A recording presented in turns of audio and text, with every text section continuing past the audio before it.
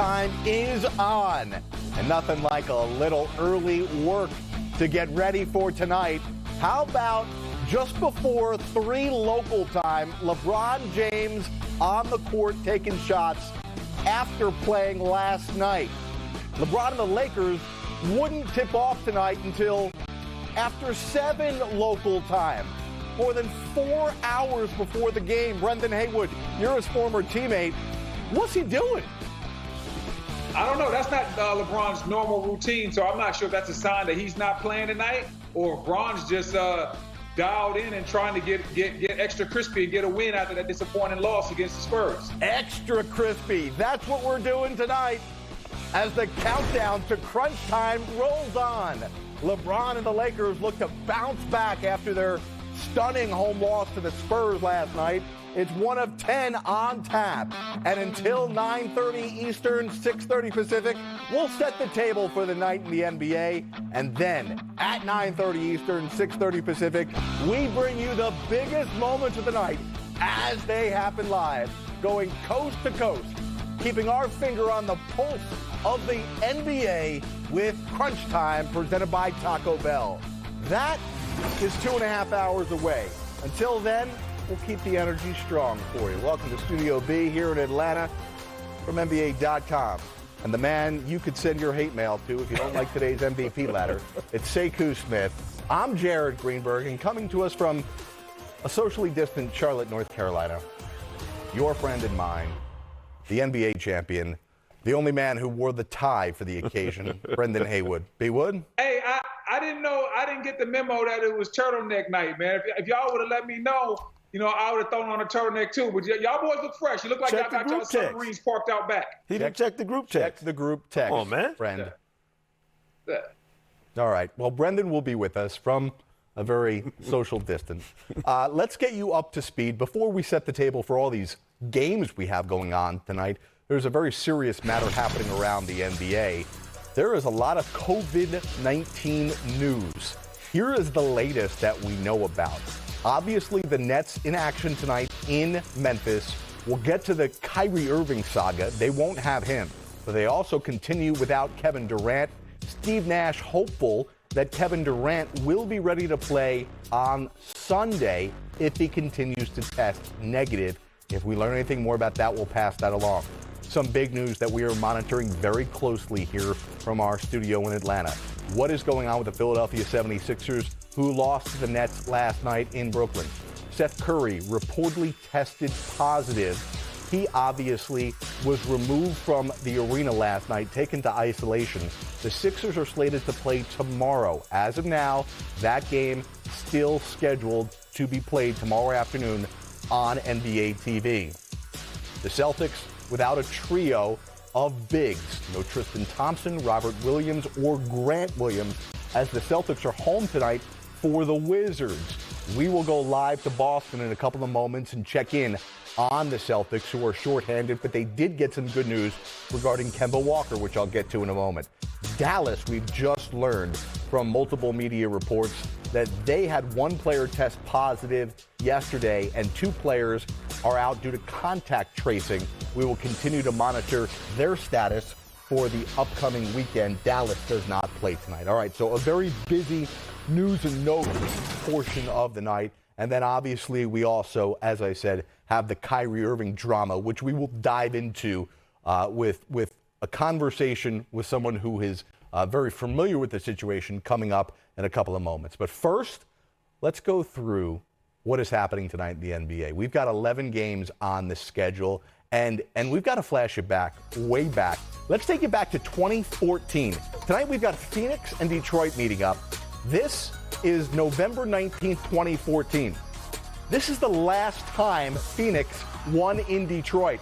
It was an Eric Bledsoe layup with about 20 seconds to go that sealed it. Tonight, Sekou, they'll try and do it again for the first time in 7 years as Phoenix comes into this game against Detroit, who again is shorthanded, but they are expected to have Derrick Rose. How about this Phoenix team? They are off to their best start since 2009-2010 with a 6-2 record. Homecoming time, of course, for Devin Booker, the Grand Rapids, Michigan native. This is a different Suns team. If you go back to the way they went through the bubble, Jared, undefeated down there in their seeding games, they've been on a mission. They've been a completely different team, adding Chris Paul, another year of maturity from Mikal Bridges. Ayton is playing well. I mean, everything is coming into focus for them.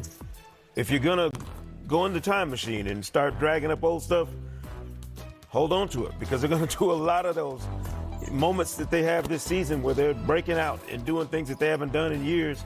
And it's because of the job James Jones has done and the job Monty Williams has done coaching this team. They are a completely different outfit than they were a few years ago. We'll go back to Detroit as soon as they tip off and get you live looks throughout the night. Let's flash you back to Wednesday night. Bradley Beal erupts for a career-high 60. 57 of those came in the first three quarters, but then he struggled in the fourth quarter as Washington was not able to complete a massive comeback as they fell behind by 21. Take a look at this, B. Wood. Bradley Beal, 60 in a loss, and he said, "I'm pissed off. I don't give a damn." But Jason Tatum loves him, and that's who Bradley Beal will face tonight against the shorthanded Celtics. B. Wood, what's your take on Bradley Beal saying you could throw out that 60-point number just like the other career games he's had in a loss? First of all, that just says Bradley Beal is a better person than me, because if I get 60, they might have said I lost in the column, but in my mind I won. So, but he has the right type of mindset. Is that these big-time gaudy numbers don't mean anything if he's not winning. And I think that's how Bradley truly feels, especially being left off of all-star teams and all-NBA teams. He realizes that he has to start winning some of these games when he has these big games, and just winning in general if he wants to get the respect that he deserves. Bradley Beal, honestly, he might be the second or third best two guard in this league behind James Harden. And people are really sleeping on him and not really talking about him like that. And he knows that. It all comes down to getting these wins. I watched that game. Bradley Beal was absolutely on fire, and he was cooking, getting that 60. I will say this, Jared. I was texting Gilbert Arenas during the game. He was very happy that Bradley Beal didn't break his record. They tied the record of 60. We should mention here, Russell Westbrook will play. He ended the game with a dislocated finger on his shooting hand.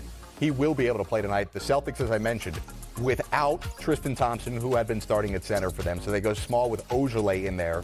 They also won't have Grant Williams or Robert Williams. And the good news today that the Celtics just announced, Kemba Walker has been cleared to begin practicing with the team. Remember, he's not played with a knee injury. No update on when he is expected to get on the court. Oklahoma City in New York to take on the red-hot Knicks. They've won 5 of 6, Sekou. And they've got the 8th best defense in the NBA. And Julius Randle, is he on your MVP ladder? No, and I should probably say this now on the air, so all the Knicks fans who have been emailing me and going at me on Twitter all day. You win. You're right. We should have pushed somebody out of the way for Julius Randle, even if it's just for a week. Right. Even if it's just temporary. But I got to admit, this guy's having a spectacular start to his season. The Knicks are a team right now, Jared, when you talk about what the expectations were and what the reality is so far. And I know we're early in the season. Yeah. But this is light years from what was expected. Credit to Tom Thibodeau. Credit to Julius Randle, who had a really good season last year, who's done a really nice job, and he's carried that over into this season for the Knicks.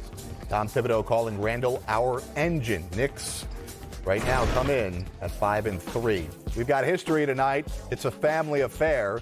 There you see all the Ball brothers about 3 years ago. Yeah. Might as well be. Tonight, for the first time as pros, Lonzo and LaMelo go head-to-head. How does Lonzo feel about this matchup tonight? I think it's going to be a lot of fun. It's our first time, matching up in a real game. We're really close. We grew up together doing the same things, even though he's a lot younger than I am. So it's just it's a good thing to see, all the hard work pay off that my dad put in with us, my family, and just all the hills we were running, all the times we were playing on the court, and ended up getting us both to where we wanted to go. Well, Brendan, we learned just there from Lonzo that he and LaMelo grew up together.